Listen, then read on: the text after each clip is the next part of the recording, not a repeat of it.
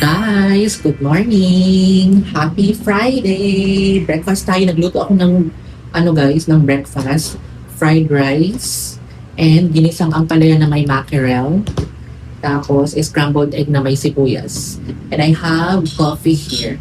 Deserve ko to kasi naglinis ako ng wall.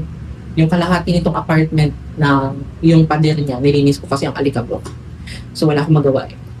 And, kasya ba ang 100 pesos sa ampalaya pang breakfast and lunch? Brunch ko na to, guys. 'Di ba? Parang 100 pesos lang yung budget ko dito. 'Di ba? Kasi itong itlog, 20 pesos dalawa ito eh. And then itong mackerel, parang 38 pesos. Tapos yung ampalaya, mga nasa 25 pesos. And fried rice. 'Di ba? 100 pesos mo, may breakfast and lunch ka na. Pero half rice lang ang kakainin ko dito sa fried rice kasi meron akong scrambled egg. Kain tayo, guys. Ang sakit na naman ang shoulder ko, kaloka. Grabe. Thank you, Lord. Less kasi ang rice ko. Kahapon ko pa sinaing itong rice, buti hindi siya napanis. Ang ginagawa ko, tinatanggal ko siya sa rice cooker. Tapos, sinasalin ko siya sa ganito, mangkok, para hindi siya mapanis. Kasi kapag sa rice cooker, nagmo-moist siya. Kain.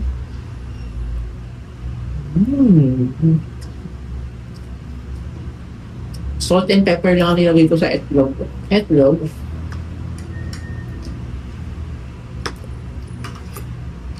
Baka tumawag yung boyfriend ko, nag-vlog ako.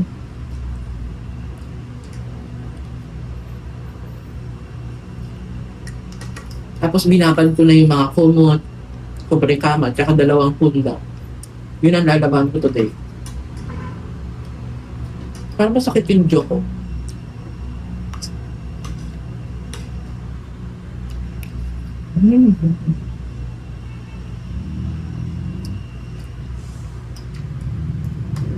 Mackerel. Actually, dalawang mackerel yung nilagay ko dito. Yung isa, tatlo yung laman. Yung isa, dalawa lang. Ang daya. Kaya kailangan dalawa pa lang bibilihin. Malas mo kapag isa lang yung binili mo, tapos dalawa lang yung laman. Swerte mo kapag tatlo yung laman. Pero meron na kasi akong biniling malaki na mackerel. Ito, oh. Masarap kasi ang 555 na mackerel. Try me. Tsaka mura siya.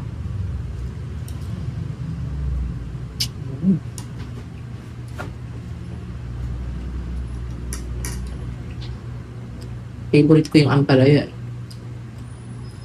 Good for the liver. Fiber kasi.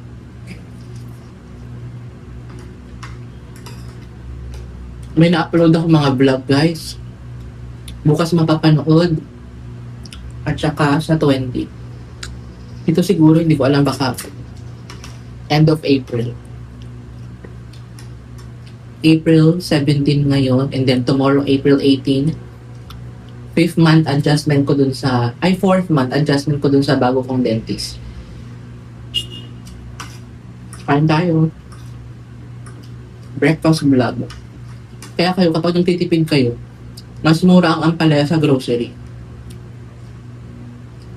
Nilagay ko lang dito sibuyas, kamatis, bawang. Mura lang din sa kanilang sibuyas, bawang at saka kamatis. Kaya sa grocery ako bumibili. Sa SM hindi ko alam sa ibang mall like Robinsons.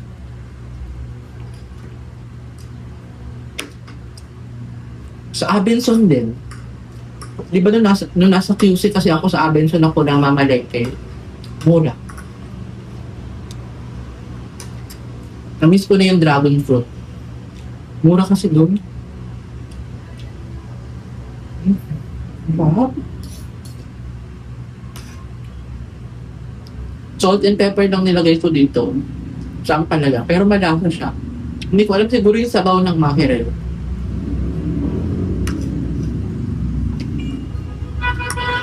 Kain tayo.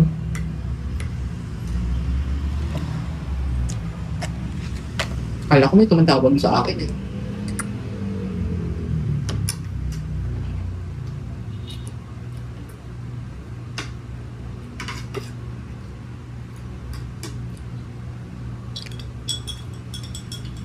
Yung coffee ko, nilagyan ko ng isang bear brand.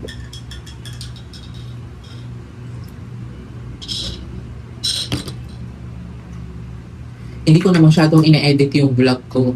Kapag vlog na to, i-upload ko na kaagad sa YouTube. Ang ginagawa ko na lang thumbnail.